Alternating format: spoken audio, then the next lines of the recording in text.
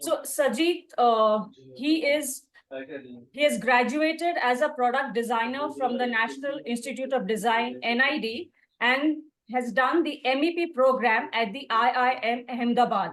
He worked at Core Emballage and founded and ran a profit center that designed, manufactured, and retailed innovations in recycled paper. Right? And Sajith is now the CEO and founder of Idea Spice, which is based in Dubai. Idea Spice Design is a leading branding, design, and marketing firm in the region with offices around the world. They have created over 1,900 brands globally over the last 20 years and specializes in creating and growing homegrown brands. Idea Spice is an award-winning boutique design firm that has added innovation and business thinking as key ingredients to rapidly grow local businesses. Forbes Middle East has also listed him as one of the top 100 Indian business leaders in the Arab world Emirates for 3 years in a row. Over to you, Sajith. That's from me. Before we start, I humbly request all of you to please stay on mute so that all of us can enjoy the session and make the most of it. Over to you, Sajith. No, thank you so much. I think what you had said is there's a mix of people from the creative industry, not just graphics, there's some architects and interiors. So I think the format for putting this together for me was I'd go for a lot of presentations and you hear a lot of people with their success stories. And there's always a curiosity that, how did they get to where they are? Because it's not always an easy aspect, especially when if all of you are thinking from an entrepreneurship perspective. And I'm also aware of the fact that some of you may not be going the entrepreneurship route. Some of you may work in design studios. So the idea was to put together a mix from my own story in terms of what came along and some things which didn't go right.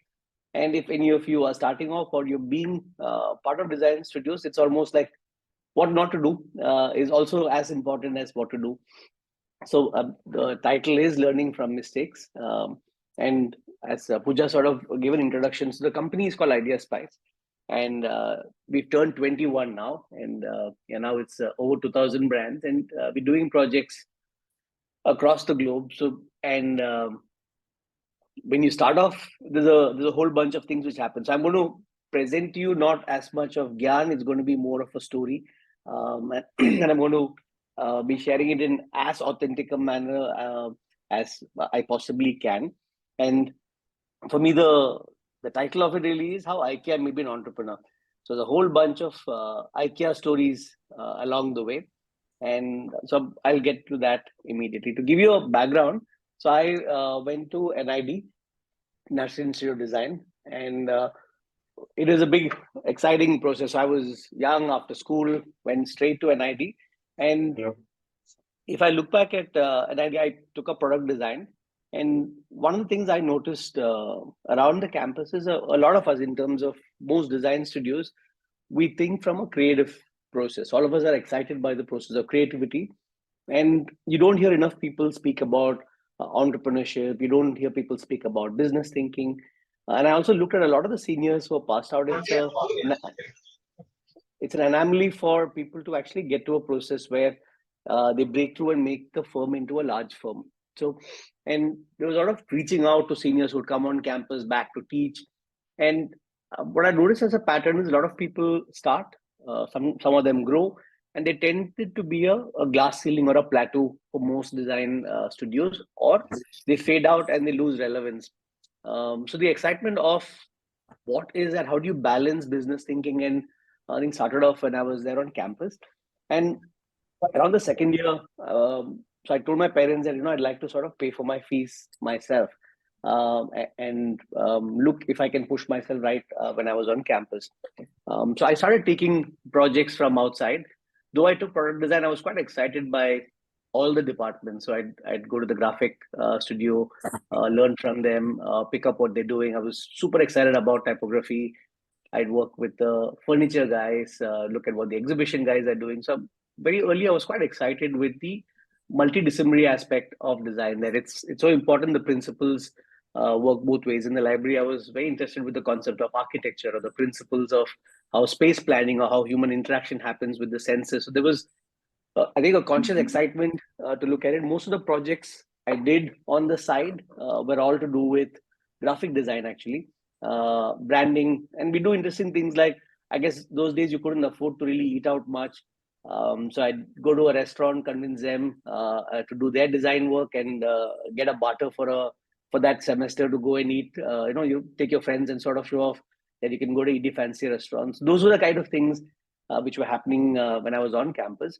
And we ran this fund company. A friend of mine, who's now one of the lead guys at Adobe, I picked up my graphic design from him. So we made a company called Wright Brothers, and so I would do a lot of projects. And around, I think, my fourth year, there was a gentleman called Sunil Handa who came to speak on campus. And Sunil Handa and his brother, they both of them they had this company at that time called Core Healthcare. And they were probably possibly the fastest growing company at that time. They had the first manufacturing of IV fluids, and so they were rapidly growing. And when he came to speak on campus, he was speaking on these visionary stuff about how do you reverse aging. They were looking at research in those subjects, and there was a crazy passion with which he spoke. And I was quite fascinated, and I used to follow his business trajectory. And around that time, then the brothers separated, and he was starting this corrugated packaging manufacturing company. So when I finished NID, I went to him for an interview. And what I said, I don't want a job. I'm looking for an apprenticeship where I want to learn everything about business. Because there was an article which had come out in, I think, in the Week magazine at that time. And it said he's one of the toughest people to work with. There was this whole paragraph which spoke about his work regime and how he's a really tough taskmaster. And I guess at that age, I was probably looking to be really put through the grind.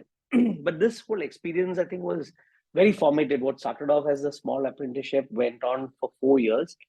And now I can start giving my age away because look at the year. So 1996, I remember November 4th, I joined Sunilbai, I still call him. And Sunilbai's thing was that you designers live in an ivory tower, you don't understand manufacturing, you don't understand consumers, you're scared about going and asking for the right price. So he wanted to polish me on all these aspects. So I think it was almost like a reality show if I look back. So he'd say, now for 1 month, you have to work in the factory. So I had to go on the bus with the labor. I had to be there in the factory. I had to run the machines to understand processes. I had to clean the machines. And then he'd give me a bunch of boxes and say, now go on the road and sell it at this price. Otherwise, don't come back to office. Then he'd teach me the basics of negotiation. And he'd give me one impossible price. And he'd suddenly say, okay, you have to go to Chennai, but you have to go unreserved. And this is this price. And you go to this company. At that time, I was selling Alan Solly shirts, close a deal, and then come back. So he'd keep pushing me. And I think at that age, I was super excited. So I'd keep overachieving whatever he used to give. And I would outwork him. I'd be there in office before him. I would leave after him. And when I was there, he started mentoring me very closely on the whole business mindset process. And he also sent me to IIM. And during that time, he felt that, you can push your business boundaries. I did the MEP program, which is the 2 years of IIM. That time was condensed into 6 months. And when I came back, he said, now, why didn't you build a company for the company to apply everything which you've learned? So within the thing, we made a company called Eco. And again, this is before eco-friendly was, the trend was I started making furniture with corrugated. I started making products, and he sent me to start looking at franchises, buying machinery. So it was super hands-on. It became the most profitable aspect of the company.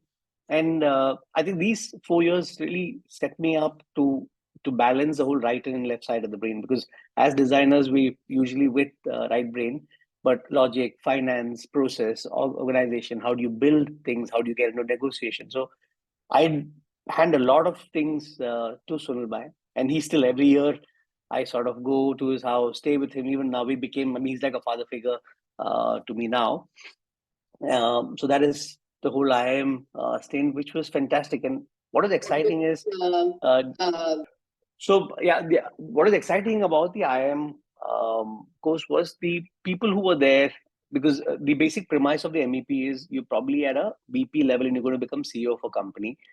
I think I was 26 at that time, but there were people who were VP of Tesco. There was somebody else from Tata, Air India, and everybody was in their late 50s. And you learn so much from their experience. I think there was so much learning which happened, which sort of stood me for a long time. And which takes me to my first IKEA story, which I still remember as my big stepping point from a creative person to push it towards more management, marketing, entrepreneurship perspective. So we were trying to get this, because we're a corrugated company, we were trying to get this massive order from IKEA. And IKEA was sourcing from around the world. At the time, China was supplying the boxes. And so I was put in the job to try and make this happen. And there was a gentleman, is a German, and he was in Pune at that time, and he had come over to our factory, and my job was to take him around, make the samples, impress him, take him for lunch, etc. And while we were at lunch, and he told me that when I'm in Pune, I only have Indian food. I keep ordering every day for lunch, and all that small talk happened. And he went back like the factory, and I was supposed to go to Pune and close the deal.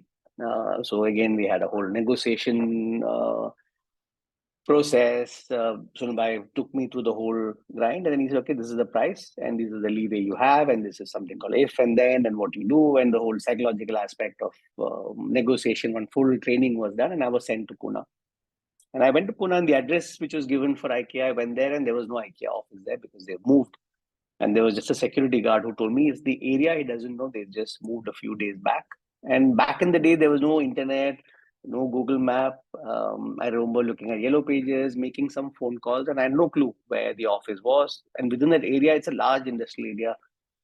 So I called Sunbai and said, I can't find the office. Can I come back? And I think Sunbai, his typical style, must have been in some meeting with 10 different people. So he just picked up the phone and he said, Sajith, don't come back if you don't meet them. And he just hung up. So and when Sunilbai says, don't come back, you don't go back. It's as simple as that. And I sat on the road saying, what the hell do I do? I have no clue what to do. And I got this brainwave, I remember, saying that I remember this guy likes Indian food. So I started going to every Indian restaurant in that area saying, is there one German or a European guy who orders food from you? I remember around the 11th or 12th, this thing saying there's a guy who started to order and we've been delivering every day for the last few days. And I said, maybe it's this guy. And there was a delivery guy going. This is before your Zomato and Swiggy and stuff. I went on that scooter, and interestingly, it turned out to be the office. And he was super impressed with how I found the guy, and we got our first order. And why I say this story is not to say how hard I was. The learning was about not taking no for an answer, which I think was my first lesson, because I've seen when I was in design school or afterwards, it's like you try, it doesn't happen, and you shrug your shoulders and say, I tried, and then you come back. And my first lesson, I think, as an entrepreneur is you just don't take no. There is a solution somewhere, and you keep doing permutations till you get there. And I think my first IKEA story, or my first, I would say, comfort zone nudge into the, I would say, world of entrepreneurship came from this story. And so around 2011 is I got married in 2011, and I remember telling Sonalbai that the day I get married, because I'm doing these 18-hour shifts and I'm doing 7 days a week, and that's the day I'll be quitting, because my apprenticeship officially sort of for me also gets over. And so again, when I got married, Sonalbai said, okay, you take one floor in the whole building. It's yours, and you can start whatever you want. He gave me a place to stay and said, you start from here. I think you're ready for all the training which you've done. And my wife is born and brought up from Dubai. And so I went to Dubai for the shop. I took a few months off after marriage. And again, to share with you guys, it was a traditional arranged marriage. So I said I need a few months to get to know my wife. And so I went to Dubai to meet my in-laws, do the shopping festival.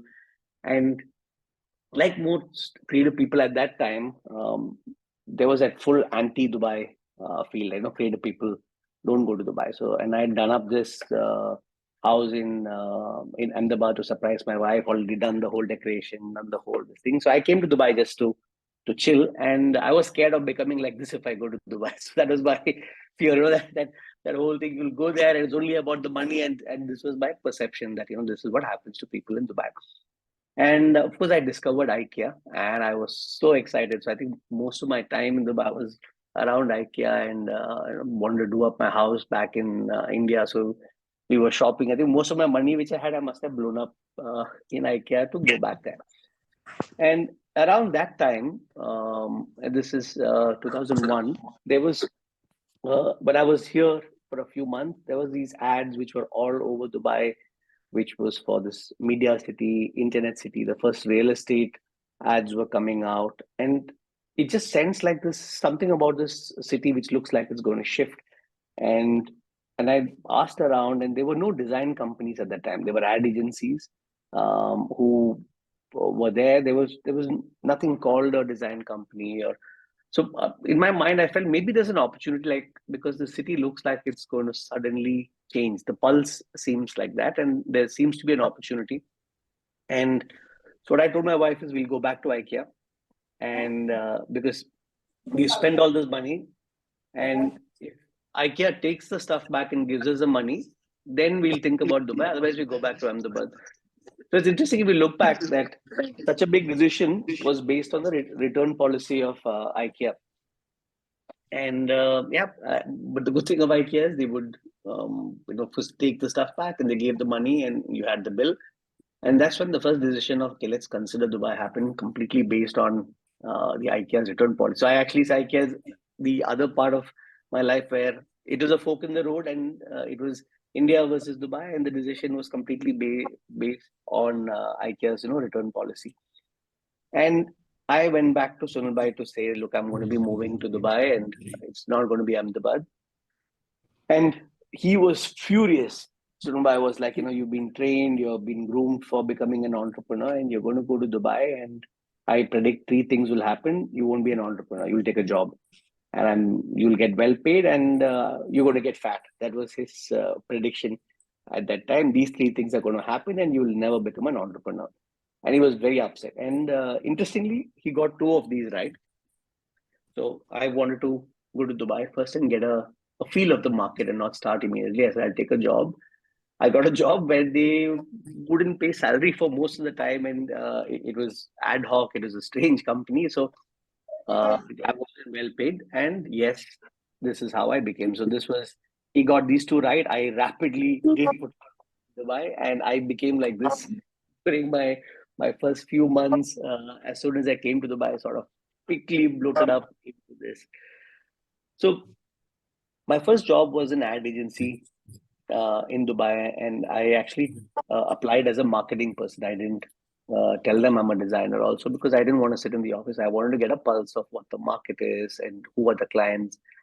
And I call it the how not to instead of management, because I think it's as important sometimes to know what not to do, because this company, of course, it's no more, it's shut down. But it was about, all the discussions were about how do you make the client bill more because you make more margins on advertising. Or at those days, you could put a ban on employees in Dubai. And it was completely in the employer's hand. And it was, they'd pay salary when they felt like, sometimes not pay. If people want to leave, there'd be a ban on them. So the morale was low, the client relations were low. And I think it also taught me what not to do.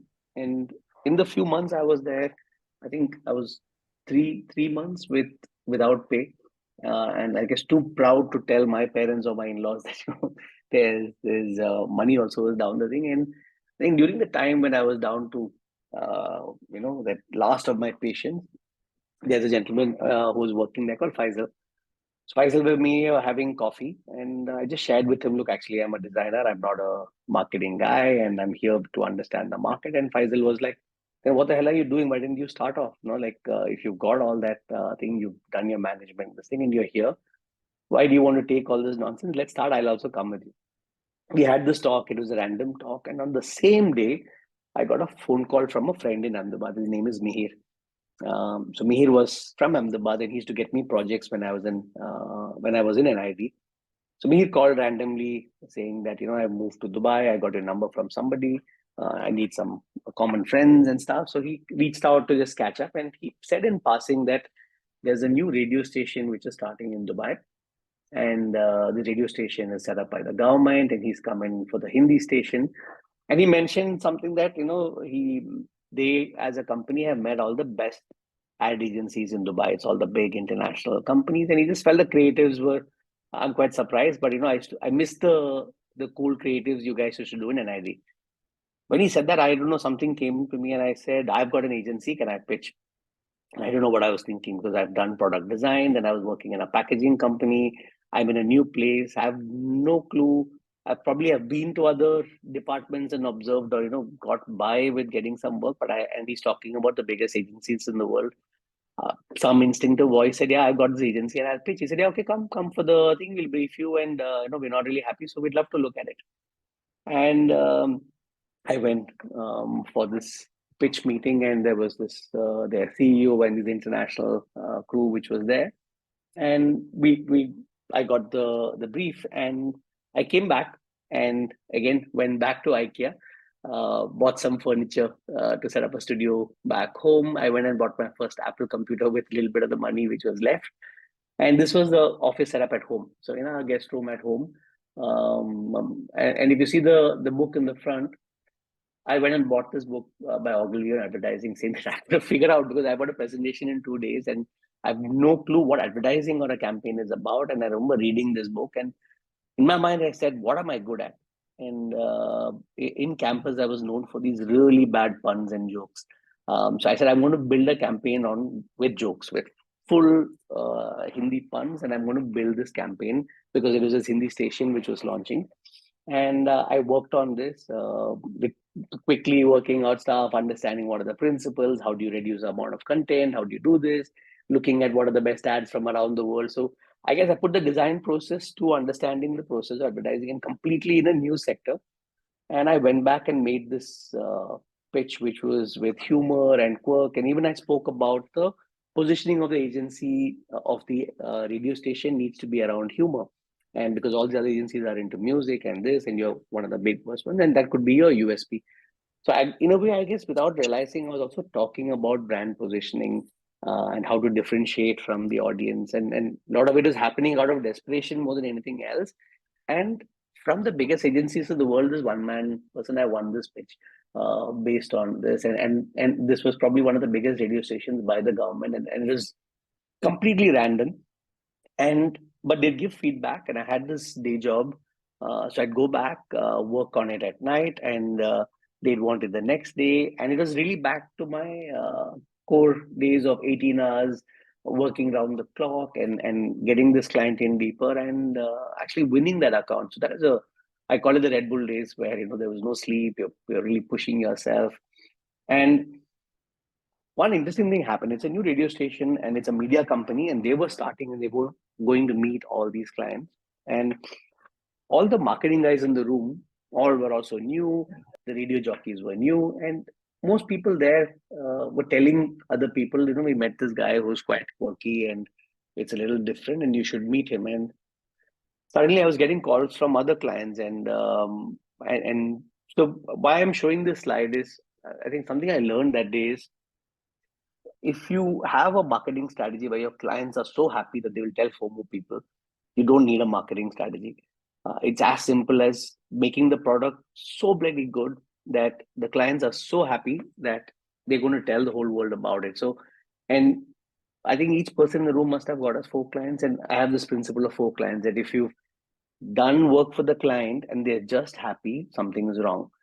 If you've done work for the client and they're so happy they've told 4 people about it and you've got the business, then something is right. So this actually became, without realizing, the identify strategy. And I guess I'm saying it in context of, we are in the creative industry, and most of us look at a scope of work. We look at the number of hours, and if a client calls back, then you say, no, we can't do this, or it's not in the scope. So one thing I learned, and I'm putting it out there here, is that if you understand why they've come to you, that it's not really, the brief is usually not the brief, that they've got an objective. And if you do whatever it takes to meet that objective, it may be growth, it may be about getting into a new market, it may be whatever that is, if you don't look at the scope, but if you look at the objective and say, I'll do whatever it takes and then outdo it a little more, they will tend to become your fans and but send the word out. And if you look at Apple, right? If you look at Apple users, they will try and convert other people to Apple users. That it's like they become into evangelists. So I'm sharing the slide, and if you look at the principle of geometric growth, it's as simple as that of compound interest. It is about get one client so happy they tell others, and over time, word of mouth becomes such a strong tool. And the science of word of mouth is also exciting. What are the touch points where you can make somebody speak about you or delight you, and which is in turn what you can do for their clients. If someone signs up with you for a restaurant, for their customers, how do you create the touch points such that the person who's coming to the restaurant will tell 4 more people? So it was a big learning or a principle shift on that day. And then I said, let me probably start a company. And I put out all these names. And Dubai has this rule where you have to give different options of names, and the economic department will choose maybe or maybe not. And I think every name which I gave got shot down. And if I look back, some of these names were quite strange. It was, I think, trying to be like the school design studio. And out of desperation is when I said Idea Spice. I just gave one name because they can understand it. But in hindsight, this name actually became our principle in so many ways. It became about a company which has the left side and right side of the brain, that it is about strategy as much as about innovation. It is about business and creativity. So it is ideas and spice. So it happened again out of desperation. But if I look back and connect the dots, it really serves us as a guiding principle that is it just a good looking design? Is it really meeting the objectives? Is it reaching the strategy? Is it as much about looking at the client's business aspect as much of innovation? So it is both have to work hand in hand. And so I was thinking of this really small, my vision at that time, I didn't have a vision. I just wanted to start, I guess, out of desperation. Then I was looking at a 2 people operation, a 250 square feet office. That was, I think that was my goal or my end, or I want to just start. And my father-in-law called me and said, there's a new office, which building has come near his office and rent seemed quite low. Do you want to see it? And I went to the office, and it was matching the rent or the budget which I had. And this was not 250 square feet. This office was more than 1,000 square feet.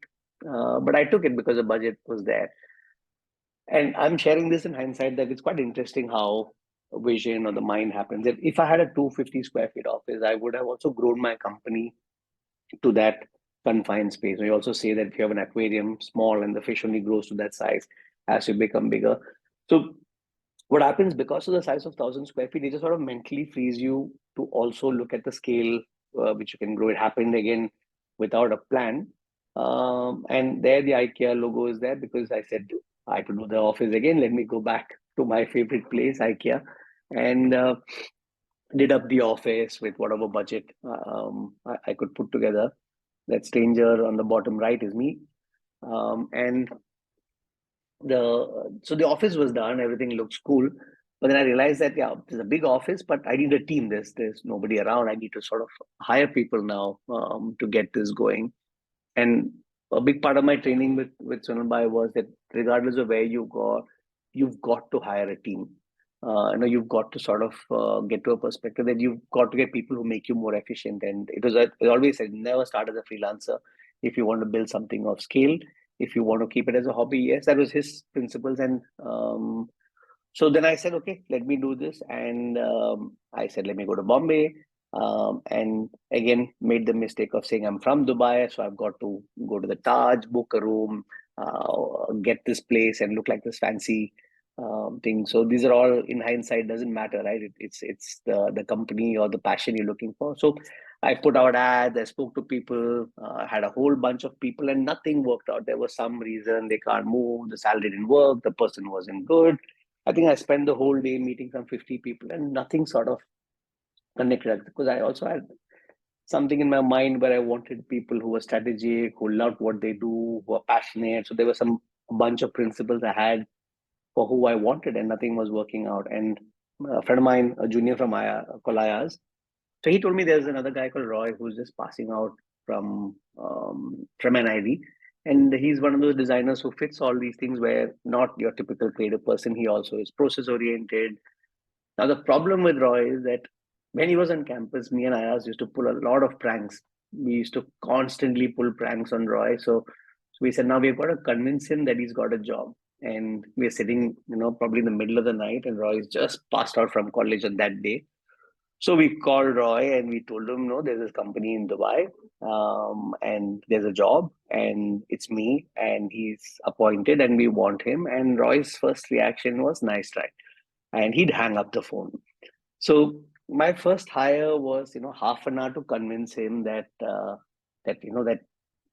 we actually are not lying. And the person I'm saying, Ayaz Bus Ride, some of you who are architects would have heard of the bus ride. He does some really kick-ass work. So Ayaz and me are the closest friends. So Ayaz and me were convincing Roy to join, and Roy was just wouldn't believe, you're saying Dubai, you're saying design company, and it's both of you together. So that was the first one, and finally I had to sort of convince Roy to come, and he said, "You haven't seen my work. I need an interview first." So we told him, "Okay, you come to Bombay tomorrow. I'll do an interview, and then hire you." It was just a random. We had lunch, and I said, "You're hired." And Roy was my first hire. It's quite interesting if I look back that I had to really convince the guy it's not a scam, that you've got to come. So I'm going to give you a quick background on the market.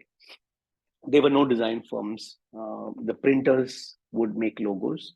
Most people were traders. Most of the clients are that the bigger multinationals wanted agencies. Agencies wouldn't charge at that time for creative because media money was big. So if I did market research, I probably wouldn't have started the company. But I guess I didn't do market research, and I didn't know enough about it.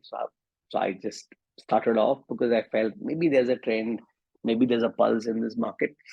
And the first employee was Roy Faisal, who was the guy who convinced me from the earlier company to start, and there was an accounts guy.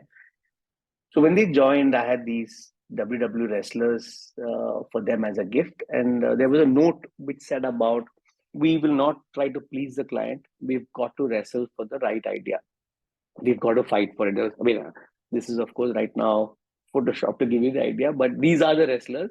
But the note was a whole letter which spoke about that we've got to stand up for what is right for the client. And because I've seen in the early agency where you just sort of please them and do what they want and do really bad work, but it's not what is right for them.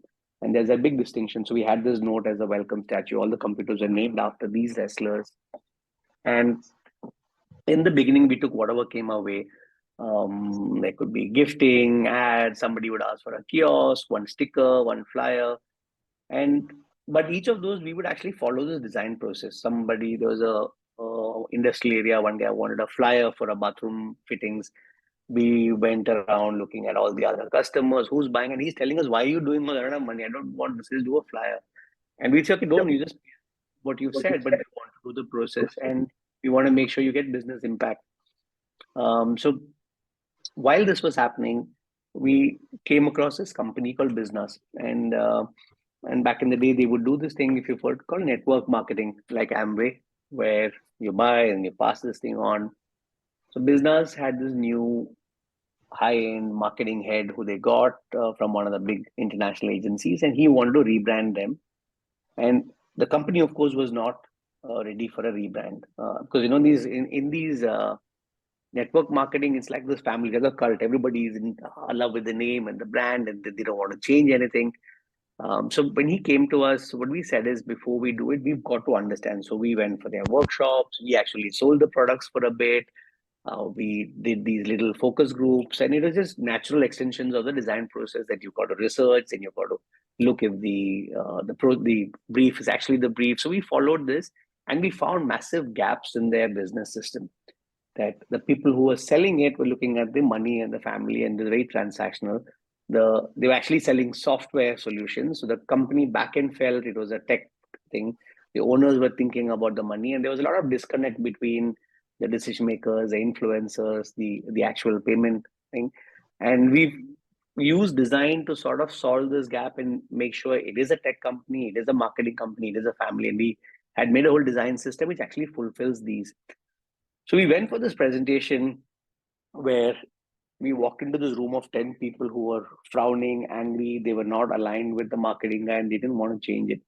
And it was, they wanted to sort of shoot us down. And I remember walking in and breaking down the business principles, explaining what can go wrong with them in the long run and how design can solve it, and the communication gaps and flaws in their management system, the delivery system, and the brand experience in this location, that location. So we actually gave almost like a McKinsey report kind of presentation, and we showed how design can solve it, and all of them stood up and clapped.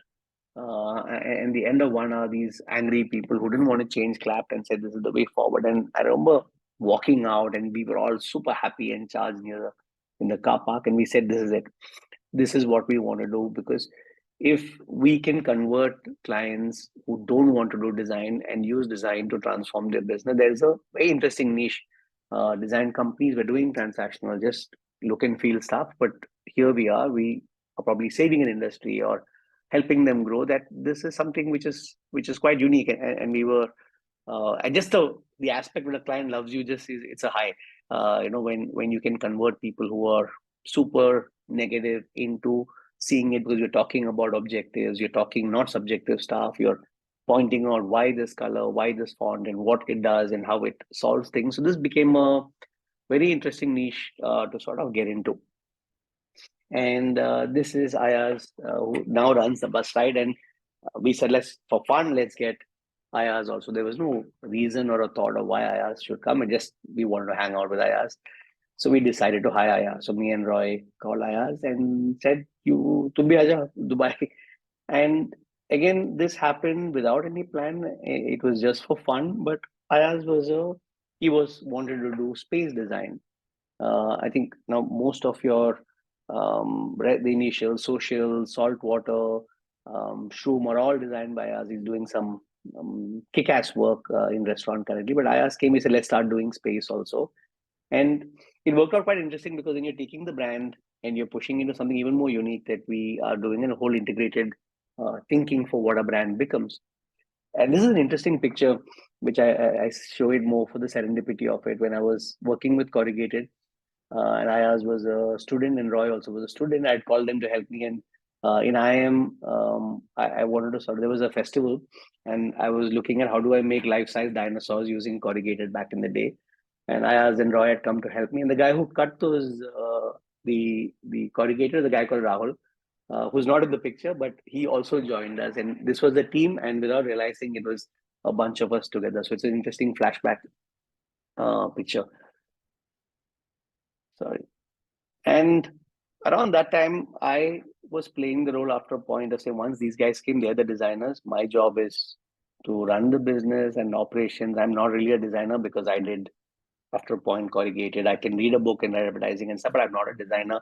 Was some kind of a self-talk which I went into. So the story for me, for my super, I did, I think, a year or two without touching design. And there was this client, a big jeweler, and they were looking at an international pitch. And so they had called all the biggest agencies, and somebody gave our name, I think, from the radio station.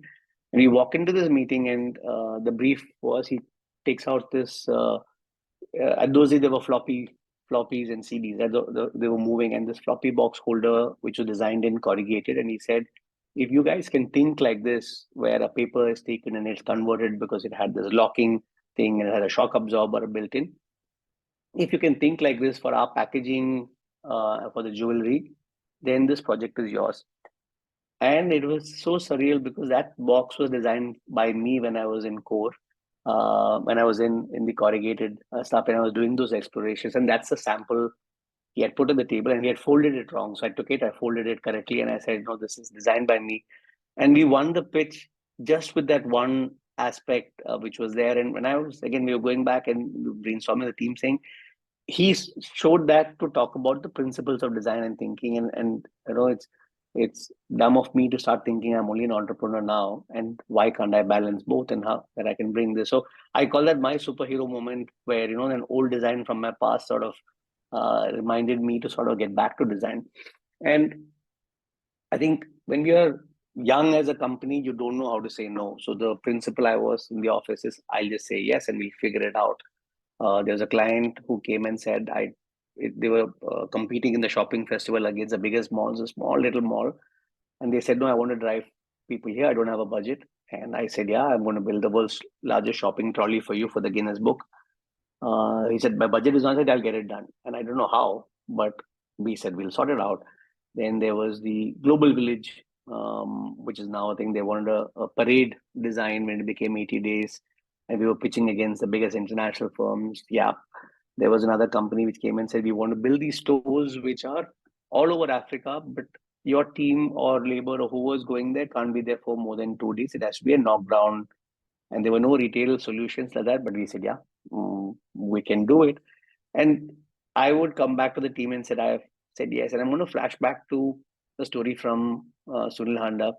And he would build this. And if you read this book by Steve Jobs, on Steve Jobs by Walter Isaacson, he talks about this cloak of impossibility, which Steve Jobs he'd make people believe that the timelines and things were possible or big things were possible and make you believe it's possible. There was this, and I'm going to a flashback back to Core, where there was this big Japanese company which was having major wastage with this medical glasses which were getting shipped, and they were gone all over the world and they couldn't solve how to pack it when somebody throws it because of the weight and the balance and the slender glass that it would break. Suddenly I get called into this room by Sunil Bhai and these Japanese guys are sitting there and he says, I want you to meet Sajith. He's a genius. When you come in the morning tomorrow, he would have solved it. And he just looks at me and says, go. And I'm standing there and he's already promised. And there's, for me, it's again, Sunil Bhai says, I will do it, like Hanuman at that time.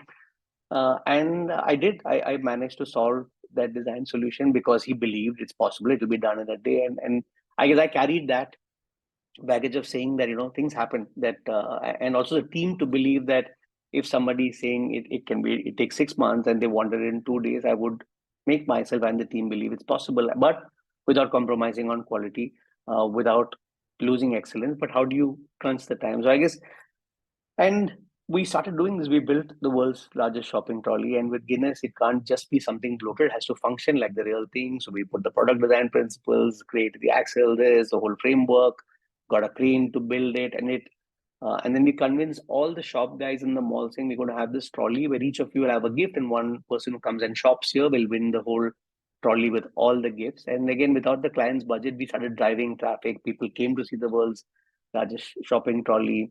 The ruler's office said, we want to get this there because the son wants to see it. It became viral, and we got the award for the most innovative campaign without spending anything. And the other thing, which was at that time a mall called Barjuman, they had spent around 3.5-4 million on their campaign, and we must have done it on a shoestring budget.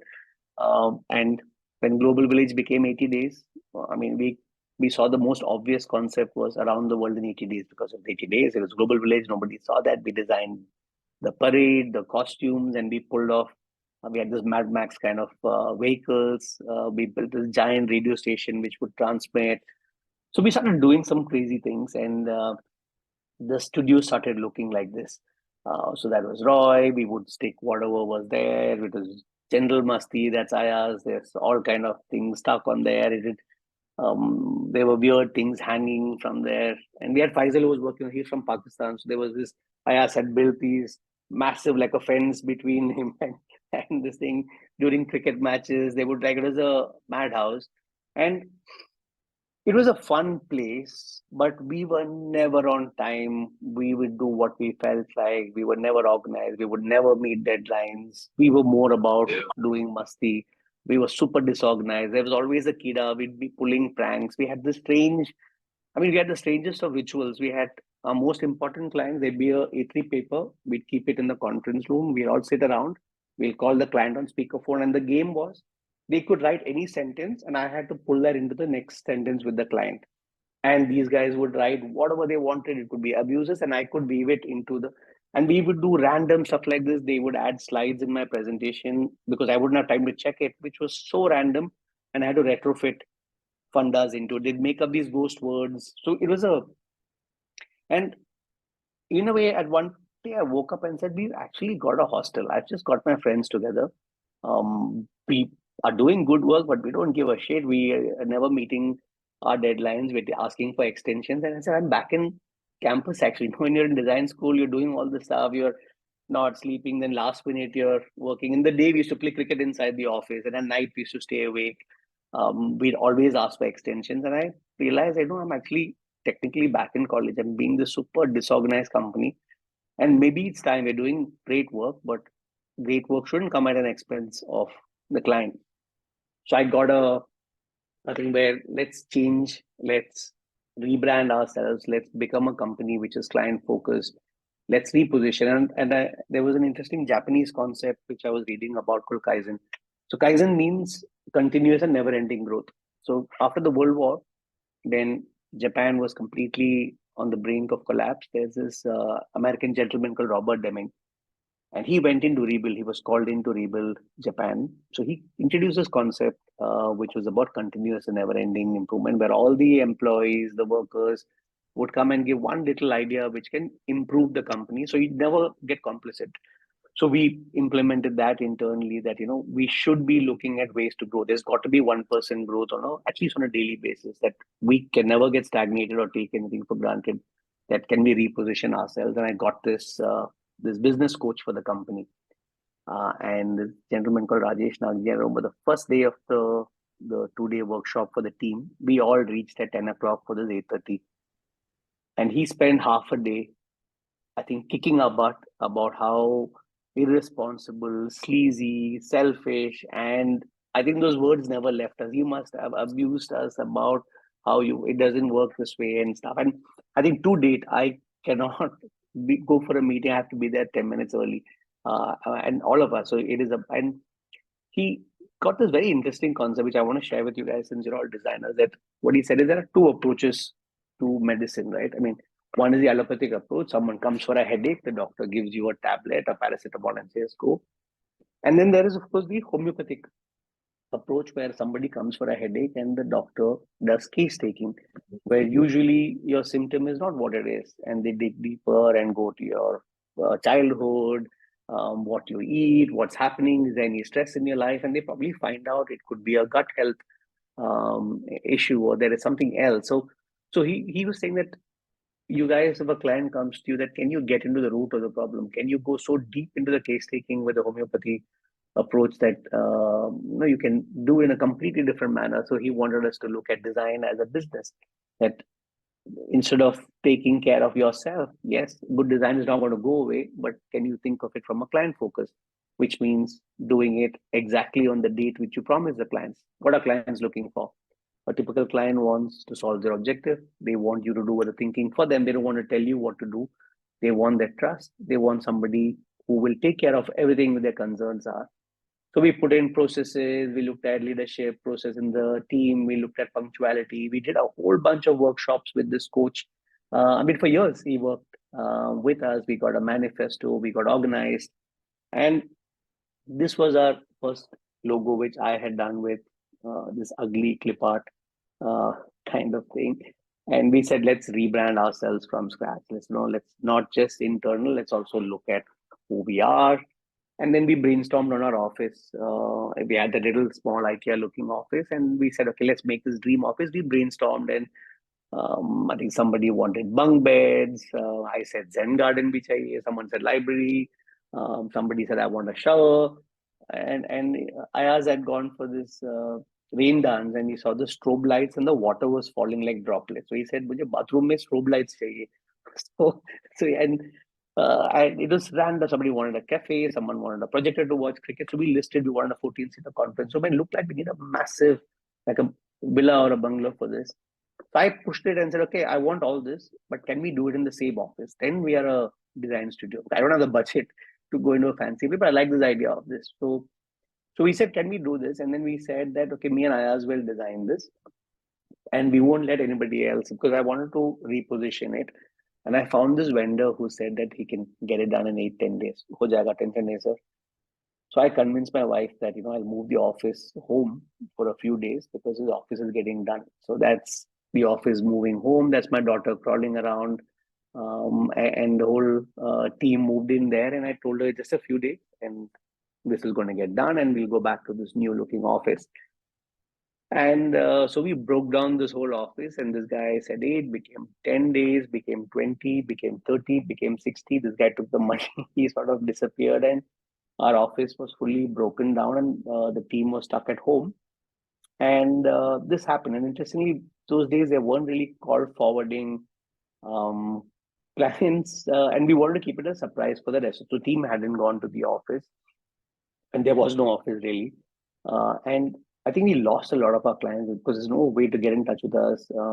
I think mobile was there, but it was still people would come to the office. So if I look back again, if I'm now looking back and kind of it really worked out because I was doing a shift from a coaching method of repositioning ourselves. For the team to be away from the office, it was an interesting psychological shift. We probably lost the clients. We should have lost a lot of them. And this time away was a fantastic. We did a interesting thing where everybody was brought back in blindfolded one by one to see the office, and we pulled it off. We got every single thing on that list in that small little 1,000 square feet office. So if you see here, and what's interesting is this is I didn't give any instructions, but 2 days after we did the office, people were wearing jackets. It was just the office look so cool that we automatically started wearing jackets to the office. Those are bunk beds on top of the office. We had this massive concrete table with one sliding thing which would move, and it became a 14-seater, and it became this. We had a projector which was mainly for cricket matches, not really for presentations. That's me in the jacket. That's the whole team. We had the Zen garden, which also became a shower, and we had this cafe area which was there. It was built with levels. We had this library, and then we did this new brand which encompassed the fact that it's simple. It sort of keeps the business principle, and there's a little bit of a twist to the whole thing. That was the new brand, and that's Idea Spice. So you've got that idea and spice and that little quirk which is there. And we wanted to rebrand. And again, I didn't have the money at that time to look at fancy brochures. And there was the Rolls Royce of paper, which was this company called Fredrikoni. So I convinced them again, like IKEA story of not taking no for an answer. I met them and said, no one's going to buy your paper. So maybe one agency should be printing first. I'll do some cool design, give us the paper for free. And so I did all our collaterals on this Rolls Royce of paper for Fredrikoni from Italy, and we didn't pay anything for it. We had these cool business cards. When you collect them, it becomes the full office. We created some really cool CD covers, and our focus started going into the second generation entrepreneurs. So we realized that there's a big bunch, and Dubai at the time had 91% was SMEs, and in that it's the Malayali and Sindhi community. I'm from Kerala, so and these are the two people who make up Kerala. They are also the most cost conscious, hardcore negotiating industry. And we realize in that there's second generation who's gone to UK, US, come back to these trading families, and they don't fit in. They have a vision. So we said, can I become their friend, advisor? Can I help them get the dad-son relationship? The dad wants to hear someone who understands the business, son wants to hear design. So that became an interesting niche and a fit. So we started working with them, and we started doing some really exciting projects of rebranding jewelry stores. There was this chain from Africa, which one of the sons was taking. Now they're going public with this coffee chain there. Then we started working on these real estate projects. And then because of the pain point of the fit out thing, I said, maybe there's a market. So I said, let me set up a factory, our own factory called Spiceworks, where our designs can get translated into fit out. And then we had this client from India who said they loved our work. I said, can you set up in India? And I said, no, I'm not planning. So he said, okay, I'll give you an office. I said, still no. I said, give his work. I said, still no. Then he said, I'll bring you clients. I'll give you office for free. I'll do all this. Then I said, okay. So we set up our Bombay office again with the client convincing, not having any vision or a plan. And we moved. Roy wanted to go back to India. It worked out well. So Roy went back and we built our team. And when the recession hit 2008, it was a fantastic opportunity. Our overheads were low. We had kept lean throughout. There were new markets, and we used that to sort of do a big scaling up. So you'll see there the food hall you've seen across India by Future Groups of food hall work we did. Channel V was getting into cafes, so we got that project. Suddenly HSBC wanted to reinvent their look and feel across the GCC. So the projects were exciting. The Money Exchange called Express Money, Reddington was there. There was a Petroleum Institute. So, and around that time, what happens to most entrepreneurs is when you're super successful, you start to feel that you're invincible. That the whole purity of starting something to change for a client. I went through this phase where it was not about the quality. It was about now let me scale up, let me sort of milk as much money because I'm doing so. This I call the phase where I started chasing the wrong thing. So I call it the dark side, where you feel you're invincible. I'll quickly diversify. I feel I can do multiple stuff, and I built everything under the sun at that time. I started operations in Australia, Bangalore, Chennai, Saudi, Africa, Delhi. Got into furniture. Got sourcing in China. Took over a company in Trivandrum.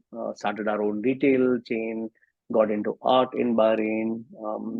Stake in restaurants, media. So it was rapid expansion. And I think at that time, if I look back, it was probably an ego thing to say I can.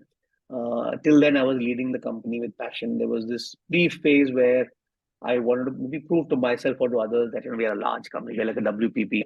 And so this was one, it's very easy to build, it's very difficult to consolidate, and your time goes, the quality starts to dip because you're just looking at scale. And if you're trying to build a company with quality, it's really tough. And when I was reinventing, I think a big thing which I wanted to share a philosophy of mine, which helps a lot of designers, that when we are born, or throughout our upbringing, we are taught to choose.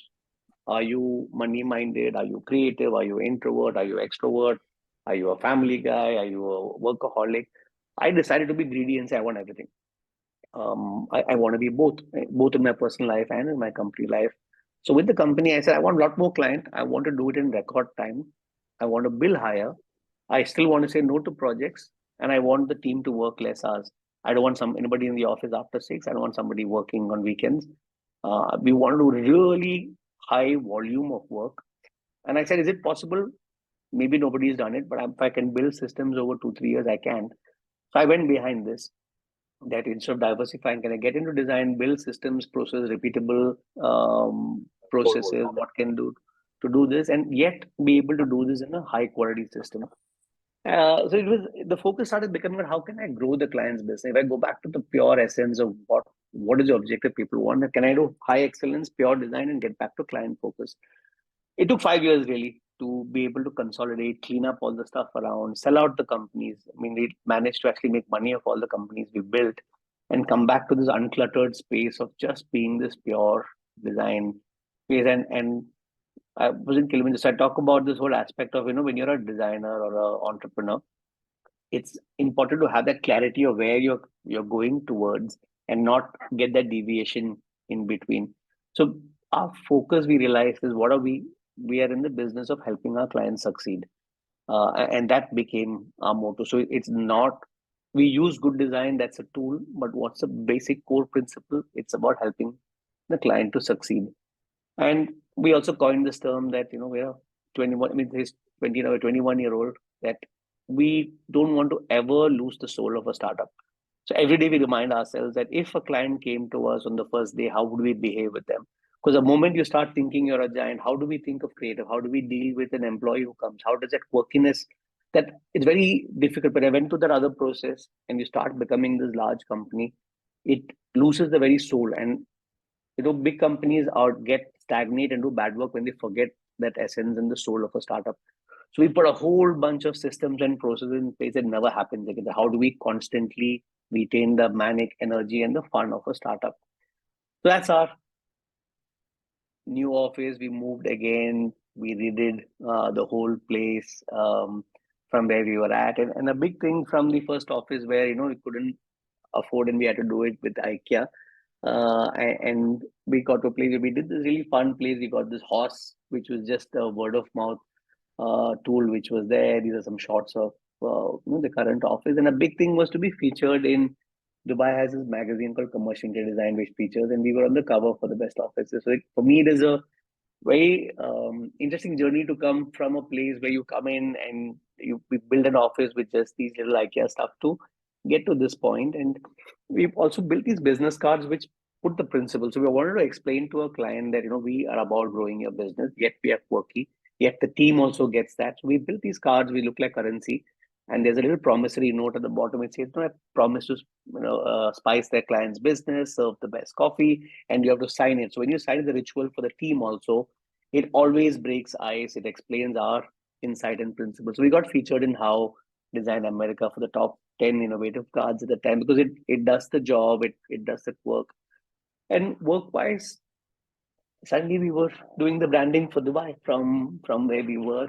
We got the country branding, and that's my handwriting, which became the earlier thing when the recession hit to transform and do the strategy for the whole country. There was the guidelines which sort of were put inside. We also came up with a strategy to market Dubai not as one, but to look at leisure, hotels, sport. We did that full thing for the launch, and everything which goes around the world, how the guidelines happen, and when Tom Cruise was shooting Mission Impossible here, we used that time to sort of launch the brand. So the work, I mean, it suddenly started getting super exciting. This was how it goes all over the world. The guidelines, templates, the web, the whole loading this thing, the hotel classification system for Dubai, the convention bureau. So all these plaques you see when you go to any hotel in Dubai, we've done the format and look and feel for those. And this was one where the seven Emirates sort of came together for the country. Um, and this is, you'll see it in across India. Called we are Surat, we are Chandigarh, we are Chennai. So we did the wayfinding. This is Bollywood parks. We did the full every single thing, the theme, rides, what happens there. And this was I think close to 1,200 artworks done in 25 days. No other agency could take it up because Bollywood never gave high-res files, and they had all these big shot guys from Universal and Warner Brothers on the team, and nobody could take it up. And again, I had this thing of never saying no. They said we have no high-res files. Can you do something? I went back and we did all these digitally. These are all vector-based files which were done in 25 days, close to 1,000 of them. And we're the only agency which could pull this off from anywhere in the world. So this was every single ride, the experience, the theme, the merchandise, what happens as you go right through it, the full ride when you go through. This is Ministry of Happiness. We worked and got children to illustrate what happiness meant, and we looked at the patterns across, and we created fonts and things from that. We also handle the marketing for, I mean, probably the biggest, the best mall in the world, which is the Dubai Mall. All the animation, the presentation. This is the digital currency now for Dubai. The UI, UX, and look and feel for this. And this is all the work which goes into all the different departments for the Ministry of Happiness. We just finished the how do you increase awareness on mental wealth for Dubai. So we're working on increasing awareness on that and how does it go out into departments, people to start talking about it. It's okay to start. This is again the expo is there. So we're working with Imar again for their bunch of campaigns for Dubai Mall, animation, ads. It's we are Bangalore. So we do these different illustrations. So we actually give the architectural brief also. We are Chennai. It's based on the 9 avatars. So each of them, how it's done, how it translates, wayfindings. I'm just giving you a few snippets to sort of give you how we combine all the departments. If I look back going to college and going to each of the departments, I think it's picked up from all these different aspects. So it's 2,000 brands over the years. And if you see this work, and most of you are in branding firms, a big branding firm will do 3 or 4 big projects a month. So we do close to 30 every month. Everything runs on time. But our complete team size, including admin, accounts, is 11. So we managed to pull this off. Again, counterintuitively to pull those systems in place. So if I look back again at the first story of IKEA, and if I look back when I came back to the core business and not look at scale, I got these 3 years of in Forbes for the top business leader. And I'm not saying it in any other way, but just to say that when you come back to the core and you don't look at the financial aspect, you look just at the focus on a good product and the client, it tends to follow. So I'm just going to summarize a few things I learned for you guys to sort of look at. First thing is clients aren't paying designers for design. There's always some other objective that if you know what they're coming for and you can understand from a client what they're really paying you for and you can solve that and outsolve that, they're not going anywhere else. Second thing is it's a fine line that a client doesn't treat you like a vendor. So how do you become their best friend? I would say for me, it's very important that you get really close, you understand them, you become trusted. And another area which I would suggest for designers, I went down the route of understanding NLP, which is called neuro linguistic programming, where you look at how the mind works, what your words are saying, how do you build rapport with this. So I did a lot of these things to build up. And don't be a vendor. Can you be their coach? Can you make sure that besides, so for example, we build for design. So our secret sauce is we build for design, we're actually coaching. So in a meeting, we're observing who can cause the problems. What is the dynamic between the father and son or the next generation? Is there a manager there who's going to be a problem in the future? How does change? Because you have a fantastic design, but who's going to be a block? How do you coach this? And these are things which we don't build for. We spend a lot of time on the customer journey. Small things like how does a bathroom smell? That because the brand is that a brand is not just your logo. It's how is the accounts guy going to follow up for payments? Do you make eye contact when somebody walks into the office? When you finish a particular ritual, there's something called primacy and recency of the customer experience. So you start coaching on change management, and that's when you don't lose a client, right? They stay with you. And which comes to the next point, that when you meet a client for the first time, there's so many times, even today, if someone comes with a little flyer, I'll still say yes. If I can do a quick calculation of how long do I think they'll work with me? I might have a massive project, but I feel it's a one-time project. I sometimes say no, because the lifetime value is bigger than your project value. That if the client can grow with you for a large period of time, what is the earning capability? And when you do work, how many ever years you work. So we did an interesting calculation in the office. I've done, they say no, 10,000 hours for excellence. I've now, because of the amount of work in this, I've done around 97,000 hours of branding time. But if you can wake up every day and behave like it's your first day, that passion, like we say, of this 21-year-old startup, that if you can constantly remind yourself that what can you learn today, that's one thing which I felt is it keeps you alive. And what you're not good at, I've learned from trying to do it myself, is don't do it yourself. Find the other people who are as best with the same value system. So now for interiors, we tie up with the best companies. For SEO, we tie up with somebody. For web, we tie up. We don't go outside. So I look at, if I have a 1 on 10 scale, if we are below 9, we don't want to touch it. It's as simple, because if you're talking of excellence, every single thing you got to do is that. And being on time is a massive asset. So clients, if you promise a date and you can give it before, and we promise all the meetings up front. First meeting, second meeting, third meeting, handover. It's all committed, calendarized. And we say with the addendum that you've got to give feedback in 2 days. So we sort of do this. Being to the meeting place before, finishing your projects on time, I think is a massive asset.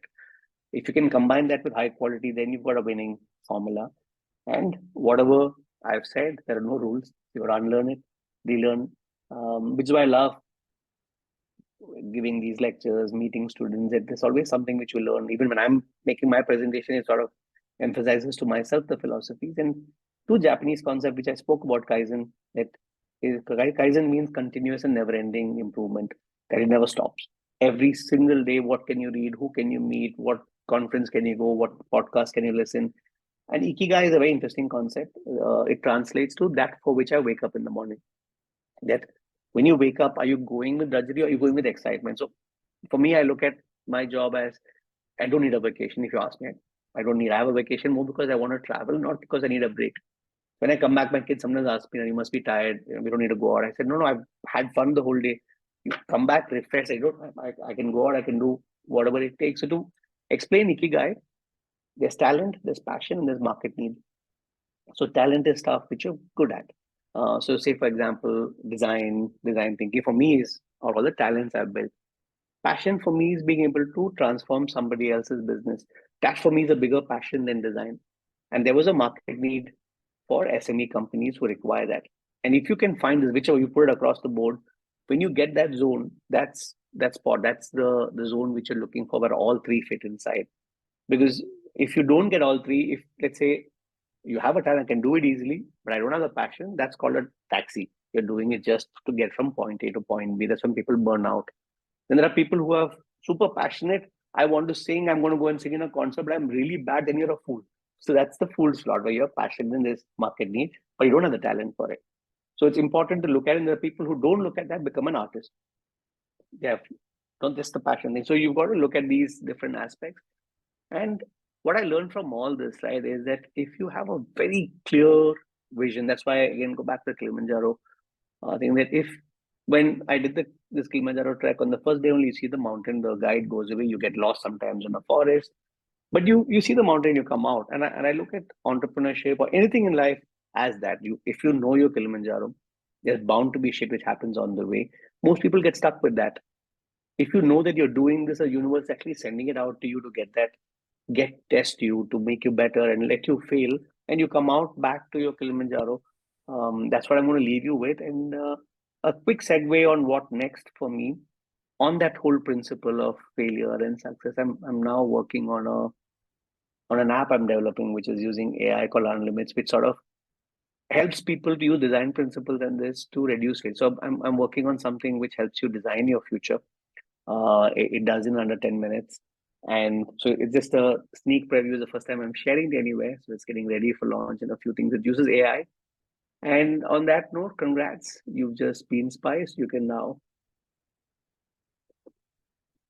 Any questions, guys? Yeah. Thank you, Sajith. I'm sure all of us here in the room have surely been spiced up. It was a very, very insightful session, I would say. Yeah, people, if you have any question, please come up with your questions.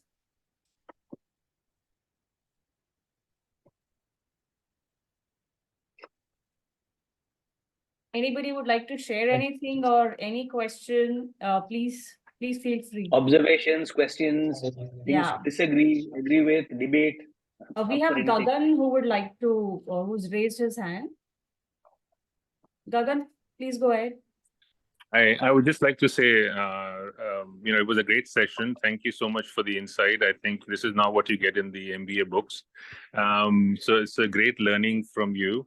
The question I have is, how do you deal with clients who, I don't know if it's my luck or what, but I meet most of my clients that I've met essentially don't have money. And how do you create free marketing buzz, and for how long? And what's your solution to handle this situation, I suppose? Sure. So it's a very good question. I think most designers go through it. And it's interesting, again, is because even people with money will say they don't have money. And it changes also from demographics to demographics. At the cost of generalizing, there are some patterns which follow. And I think that's most of my clients, I would say 99% of my clients who walk into my office don't want to pay. And still today also. And that's why I share the whole concept one of NLP, where how do you learn to build a rapport? Second is, and one thing which I learned, both with negotiation, getting a client, and also while presenting, is that I don't speak about design principles to a client. I don't speak about fonts. I don't speak about colors. I don't speak about all the basic principles of design are for us. It is internal. But a client wants to hear objectives. What have you done? What can we do? How is it going to solve? And by using me, what is the fulcrum? That in negotiation across something, this is a fulcrum. So if he can get by without you, then your fulcrum is small. Your negotiation fulcrum is there. If the impact of your design is massive, your link of how much you charge, how much you negotiate, how much your values based on that is one. Second, in my first 3 years, I consciously decided to be exploited by clients because I realized that as a designer, if you don't build a portfolio, it's very difficult because with just your own design skills, it's very difficult to get your billing value, and what you charge is based on, and you may say, I have a damn good portfolio. A lot of the bigger clients will ask, okay, what have we done in our industry? And that's a tricky one, right? If you don't have the experience, you can't do it. If you get the experience, so that's a circle which you go into. So the first question is one first answer for you is that you've got to also look at, is this client somebody who will grow, you can grow with? Sometimes even today, there are clients who don't pay, and I say, yeah, fine, pay me later. Because I feel there's a spark. If I think of myself as a venture capital, can I bet on this guy?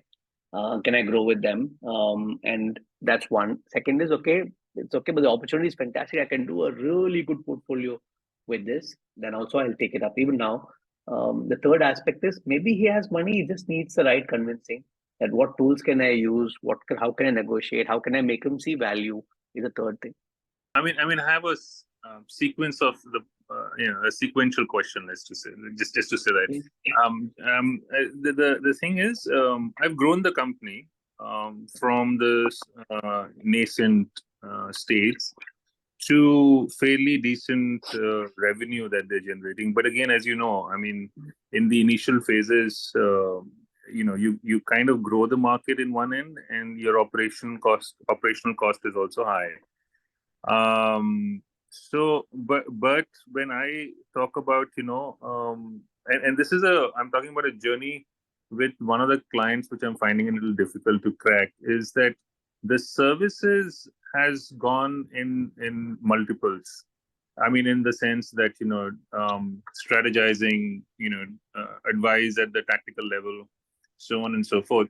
But the initial retainer amount, let's just say, has not grown. Inflation in India has grown, and things like that. But whenever it comes to this factor of saying, let's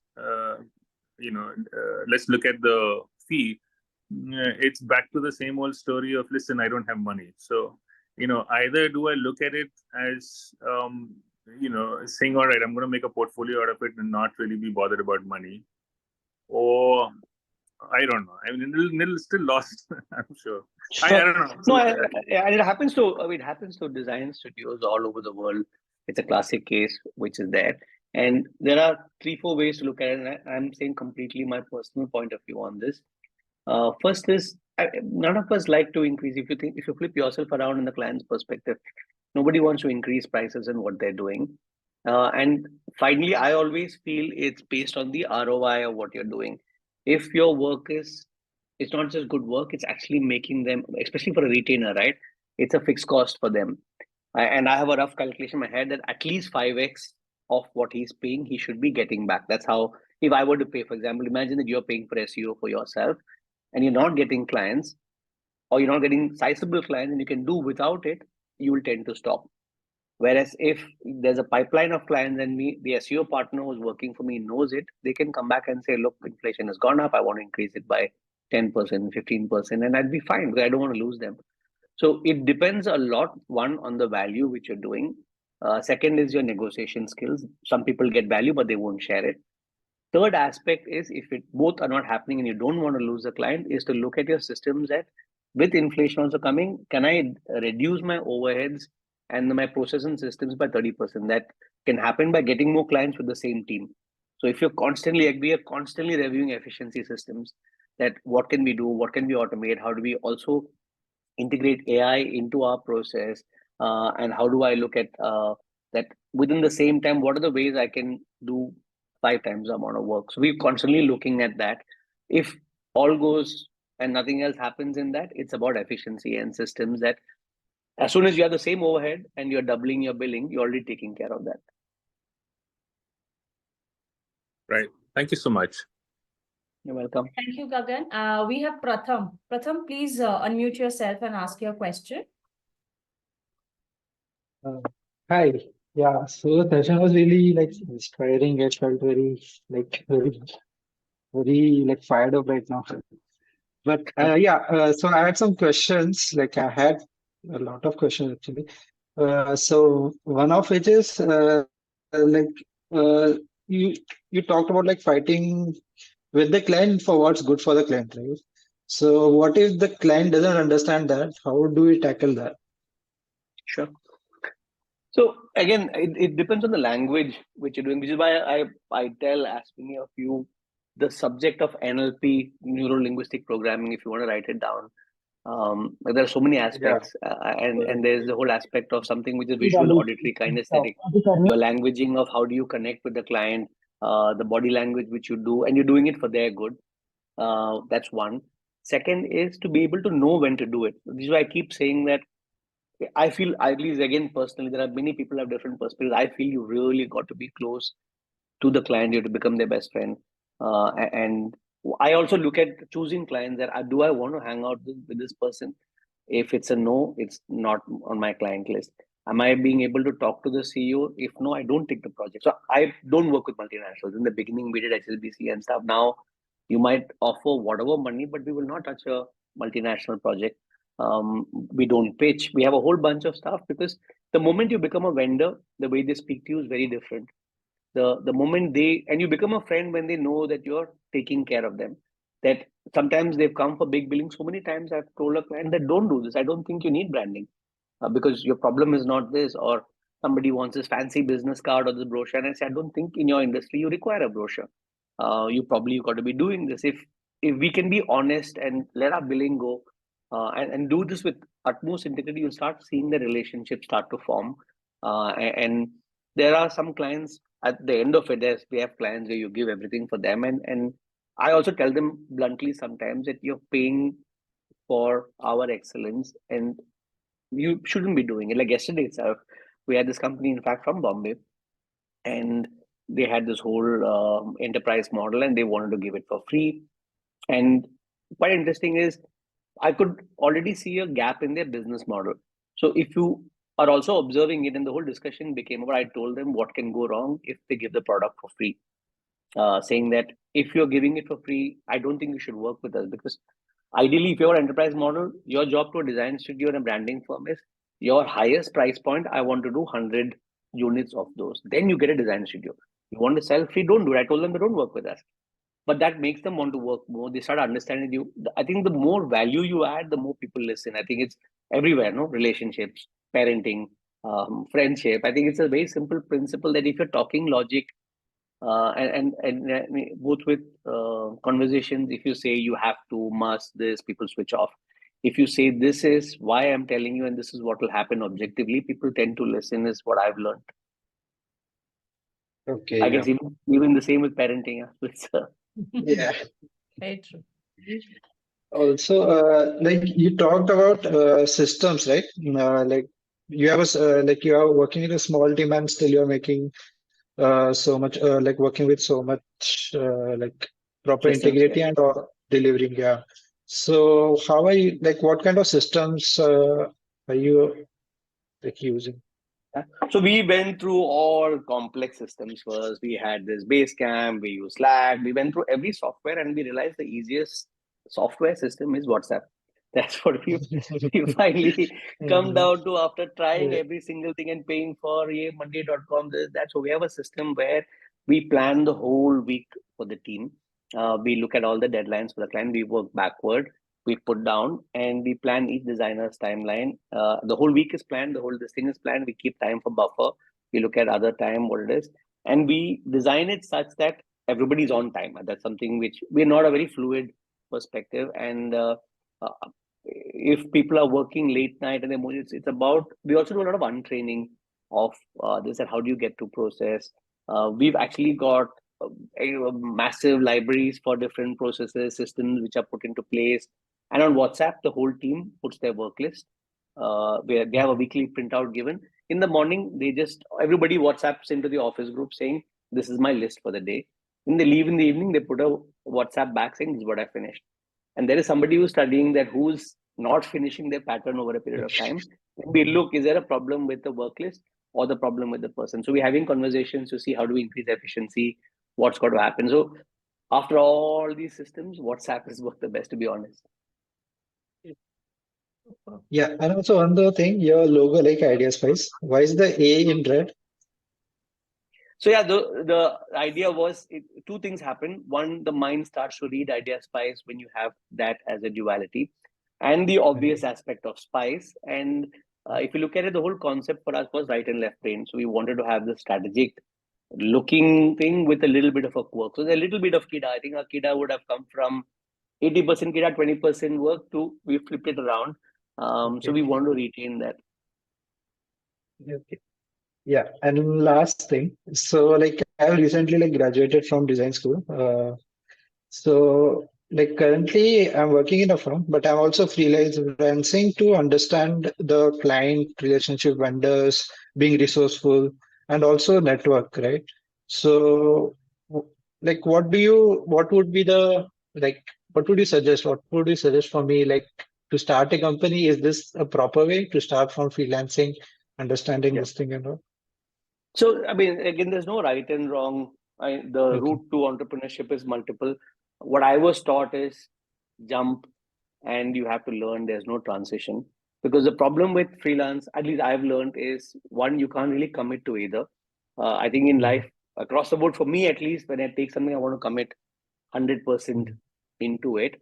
So what happens with freelance is if you take it up and something comes up, you'll end up not being on time. You're not really dependent on you. The client will not find the dependency on you, and at the end of it, you've got to make yourself efficient. So there's a very interesting thing when I looked at when I was studying the whole process of efficiency. So we did a lot of research into how do you take a small team and make the same. There's a research format called 16x. So 16x, how do you increase efficiency by 16x? So what you do is you look at everything which is generating revenue and impacting revenue. And a core person of a CEO should be only doing those two things. So to give an example, whatever is impacting revenue is if I'm looking at how my web and SEO is going to get me work, it's going to impact this. If I'm going for a networking meeting to get clients, it's impacting. Revenue generating is I'm in the process of doing something which can be billed or is billable. I may be really good at making presentations, but if there's somebody who can do it, may not be better than me. I shouldn't be doing that. If for me to write a quotation, I may be damn good at it, but somebody else can do it. I should be in that core space where the billing hours are there. So as the key entrepreneur, and if you look down the team, each team has a role and they've got to be laser focused on that. That's how you start to build a team. That how do you make that person do the best of what they can do? How do you train and start giving them more resources and lesser variations. Okay, thank you. That's it. Thank you. Just one request. Those who are asking questions, please put your camera on so that, Sajith doesn't speak to the blank digital walls. I'm sure it will help all of us too. So next we have Keshav. You have a question. Unless you're wearing a towel and you can't see you, then don't put the camera on. Keshav, yeah. Just a second, I'll turn on my camera. So basically, amazing session. It was very inspiring to listen to your story, and Thank you. for that. Currently, I've been freelancing for a while, and I'm planning to go the studio route. I'm planning to build a business. The problem and the question thereof is basically, like you said, the difference between left brain and right brain, right? We creatives are often, stuck into the just design part of the stuff, and the business side of things often get ignored. Right now, I'm also noticing now that I'm thinking of, building a studio and doing stuff in a more formal business like way, there's some gaps in my understanding. So I would want to ask you, would you recommend, like you did, that I get a business coach for this, or should I just jump in and figure out along the way how this works? Sure. I think for a business coach, it's a little early, I would say. Okay. You've got to go a little bit of a journey to understand what you're getting applied to. And the beauty of today compared to when I started is there's so much out there. It is so democratic now, information, courses online. So if you ask me, if I'll tell you what I tell my kids, is you've got to work for somebody who can teach you the ropes, because whatever you learn until you're trying it, and ideally if you try it on somebody else's expense is fantastic. Then the other principle is to just start and learn along the way. If you have a mindset of constantly improving, then I'd say go ahead, because the learning curve is always high till you try. You can read a book on golf. Until you play golf, you'll not be able to do it. So one is, of course, learning the principles. If I look back, I was lucky to get a mentor, then do the IM program, work a little bit, also learn what not to do. For me, in hindsight, set the principles in stone. I will never do this. So for me, that journey worked. And in fact, the reason for the presentation is it's also a quick summary of the lesson of what not to do.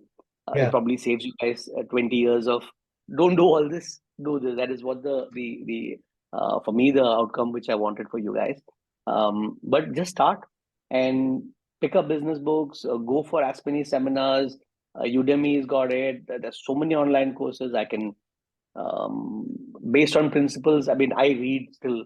You can see this is a part of my library. So I probably read 4 to 5 books a month still, and read to podcasts. I'm driving, I'm on the treadmill, I'm constantly, I guess I'm a learning junkie, if I were to put it. So there's so much out there. Talk to people, surround yourself with the right people. So I have a mastermind. And mastermind basically the principle that there are times in life when, as a business person, you want to look like you know it all. You need one place where you're completely vulnerable. Yeah. which is what my mastermind is. So I've got a bunch of people I meet once in 2 weeks, and I say, look, I don't know what to do about this, and then these 8 people will give me their perspectives, and you're picking up from that. So I think there's another example. So if you've heard of this coach called Anthony Robbins, so Okay. Anthony Robbins charges his books are fantastic. I mean, I wasn't saying in that context, but his book called Unlimited Power. I mean, for me, it is a life-changing book. So he charges around $1 million for his gigs. Okay. And Jack Canfield is another coach, charges around $50,000.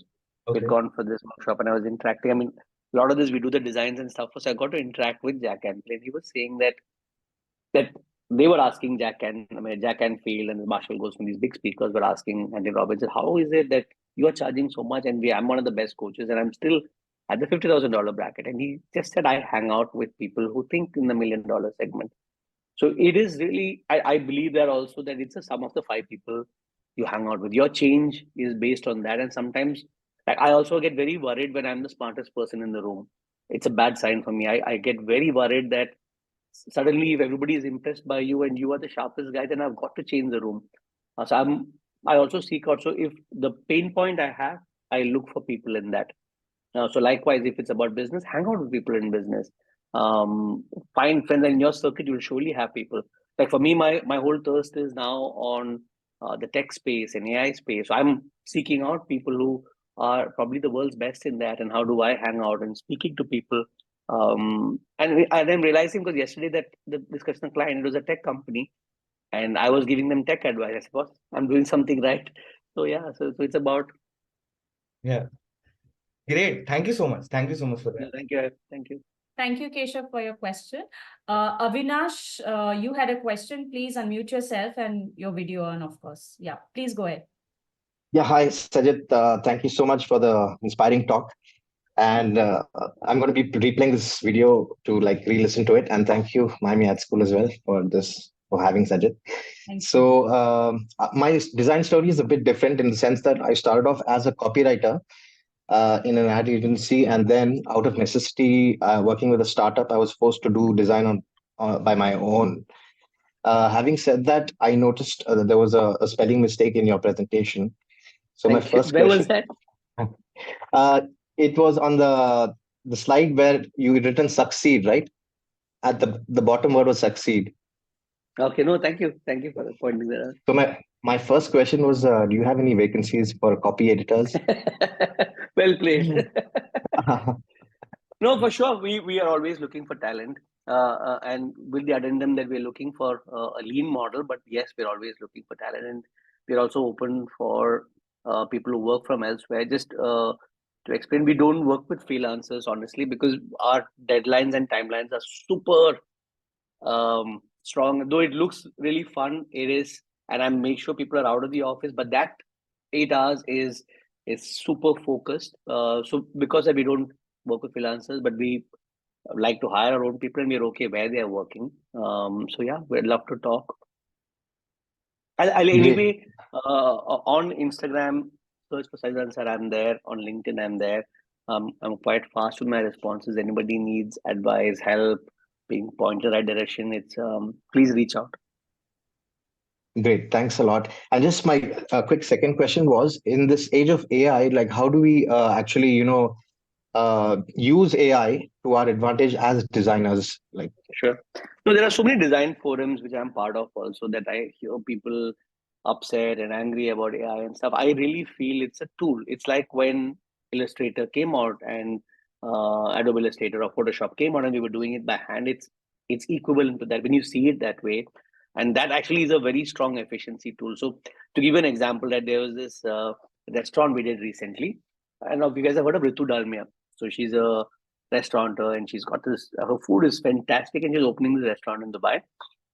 And while speaking to her and getting deeper into what's unique, and one thing which we heard was that she actually goes around India, speaks to grandmothers, and then she understands the authentic recipes and uses those ingredients, and then she creates the dish in a little twist that still keeps the root. And that's the secret of Ritu Dalmia, and that was the essence of the brand. So I wanted to sort of see, how do I capture that?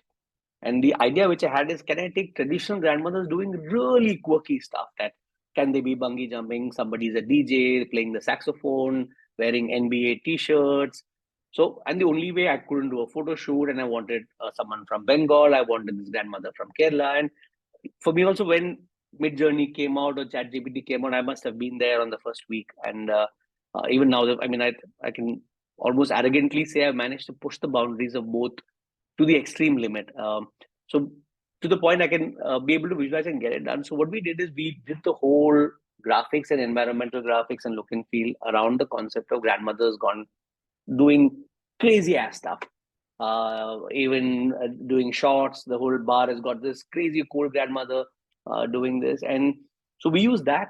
When you close the bathroom door, there's one grandmother who's holding a tissue saying, I know what you're doing in there, kind of stuff. So we had stuff which also helped the engagement of people posting it on social media. So that went viral. Everybody was sharing these grandmothers. They wanted the posters to take back. So that's an example of how do you embrace AI to be able to say a concept. I couldn't have done a shoot with these grandmothers bungee jumping or scuba diving, etc. And likewise, also with ChatGPT, it's really how you push it. A lot of people are using ChatGPT wrong also. So I've got a thread which I've trained for months to become me, where I keep feeding everything about my philosophies, articles, this, that. So now any team member can write a question. If I'm not there, it'll answer as me. So it's come to a point where you can actually create interactive discussions as a person. You can combine 4 different things. You can crunch data for the client and do it. And it's also a lot about the prompt. So as designers, if you can write a prompt which talks about the consumer, what the objective is. So some of the prompts have got to be 2-3 pages, which is fine. The more clear the prompt, how you can use it, your tone of voice, if it's humor, if it's this, imagine it's this. So there's a lot you can do with it. I think it's about embracing it. And the other person is asking that building a team, right? You can do 20 people's work using that, but you don't need to fire anybody. It's about making everybody more efficient. Absolutely. Right. Thank you so much, Sajith. I'll be in touch with you about the job. No, sure. Sajith, I have a question, if I may ask. Please. I want to know that what is that one key factor or one motivation that keeps yours and your team's spirit high? One factor. Yeah, I think the biggest thing is the transformation of clients. Is when you see their business completely transform, especially for SMEs, and the growth trajectory because of design, and when they will tell the whole world it's because of you. And to give you 2 examples, we've got my oldest client had this little warehouse where they started off, and the son had come back, and he'd been in BCG, and he wanted to sort of revolutionize the industry. And today they are almost 2.5 billion dirham company, and everything from their value system to the introducing cash and carry system, what their office, environmental graphics, product packaging, to the point today the client calls for a brief. We don't discuss pricing. I design, I approve, I send the final file, and we send the bill. It's done. I mean, that's all the interaction is him saying this. And so that uniqueness of being able to be part of the journey, we had my own personal trainer. My personal trainer was this little guy, and I was telling him that as a personal trainer, your business gets limited by the number of hours you have. If you're an individual, like the same thing I tell freelancers. So what we did is and he was very unique. The way he was training me, he was looking at the mindset and very different from a typical personal trainer. So what I told him is that I sat with him and made a vision board for him. What I was telling you about that. What's your future vision? What's got to be happened? And we named it. Then I made him take a license and made him look at the whole process. And I created a system where if you look at obese people and look at how come they're not losing weight. So we created a system which again uses NLP, which gets people to project their future, then work backwards, look at the steps, look at the excuses, habits, and loaded a whole bunch of NLP things to work with the subconscious and a contract which they sign. And this whole system from naming to this, now I'm flashing forward to today. He's got now the world's biggest transformational facility. It is the biggest gym. He's got over 600 clients who are losing weight in repeated formats. He's got 40 trainers under him. And looking back, he couldn't even speak English, but he was so this thing about learning. If I say read this book, he will figure it out. That driven aspect. That is so exciting because that keeps me driven that you managed to impact someone and he's now probably one of the biggest guys in the world. So that is exciting. Super. Thank you. Thank you for the answer. Anyone else? Shreya has a question. Shreya, please put your video on and ask your question. Sorry, ma'am. Actually, I'm traveling, so would it be okay if I don't turn off my camera? Yeah, sure. Not a problem. Ask your question. Exception for Shreya. Yeah. Hi. So actually, I have two questions. One was like when I pitch one client, I show them my designs and all, and the client is like, I'm not liking this design to make as per me, but the design or the thing which they suggest is not appropriate for their thing or this. So could you please explain like how should I Sure. convince them that their idea is not that great Sure. to go ahead with?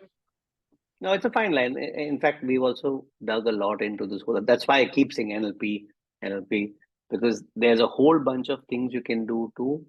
So what we do is this thing is that we show a lot of research process first. And for me, because of the so many years of it, mostly when I'm in a meeting, the idea has already popped up in my head, and that's a good test for me. If I don't see something pop up in my head, something's wrong with the client, is what I think.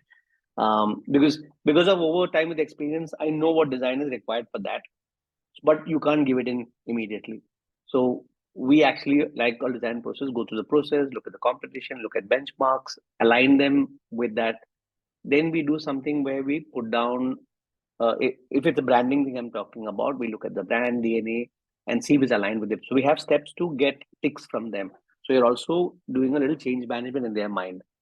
Then before design, we do a mood board design to say for your DNA, this is the kind of designs which I think work for you, and you get their reactions then. No, you start to see, is it personal?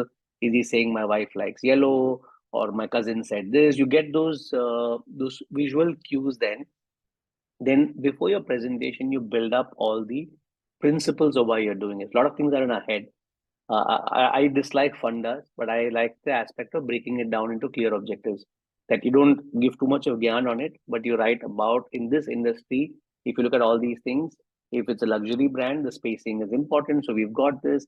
This kind of fonts are what is ideally used for this. These colors mean this. If you break down and coach them, and you think of it as if it's actually your best friend who you want to teach about design, and you break it down and then say it, more often than not, it comes in.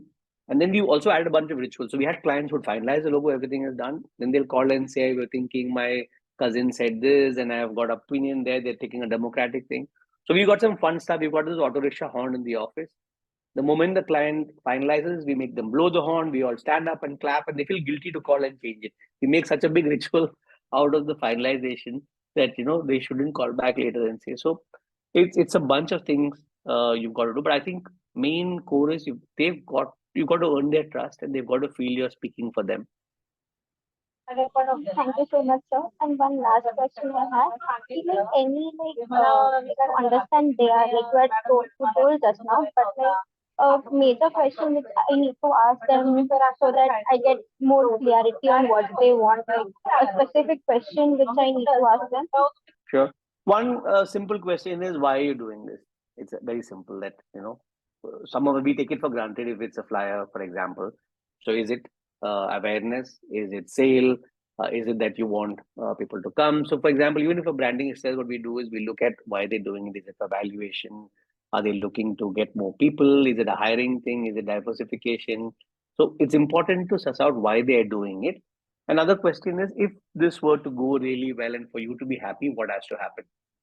Also a very simple question to know what is client satisfaction. So they will say, I've got to be able to attract new customers, or I want a new image there. We have an exhibition which we want to get. So whatever that aspect is, or for example, if it's home or architecture, maybe some of you are there from that perspective, that if the client has to be happy, if it's an office space, I want a space where my employees feel welcome. I want a showroom which attracts customers and sets me apart. So if you can ask them for this, for you to be happy, what has to happen is also a very simple question.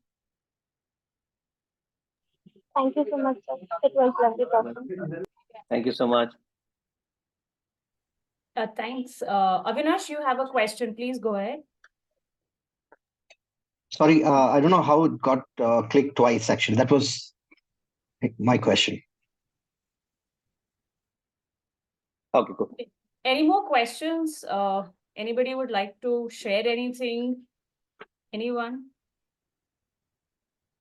Yeah, do give your feedback on the WhatsApp group, and I'm going to share those with Sajith later.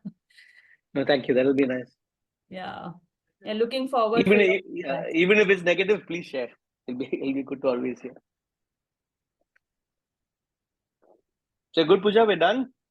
Yeah, I guess so. I want to thank Sajith for taking out his valuable time on a Saturday morning.